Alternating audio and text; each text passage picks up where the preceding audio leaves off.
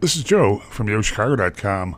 I'm headed to a terrific Lakeview East location overlooking Belmont Harbor to meet Dan for a tour of one of the apartments at 3130 North Lakeshore Drive.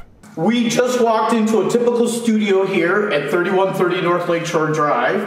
We're walking through a hallway, two closets on our left, a coat closet and actually a linen closet.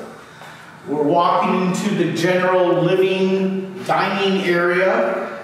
Please notice wall-to-wall windows in every studio and look at that view. This is a 2102, so you get some lake and some city. The best of both worlds. Those are new windows, new laminate flooring. It's a wide plank, very wood-like, very durable. I love the look of these new floors. We're walking back kind of your dining area into the kitchen. Decent cabinets for a studio.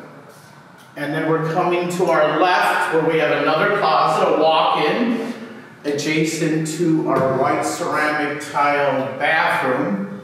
Love that shower head. 3130 North Lakeshore Drive, express buses at your door, walking distance to Broadway.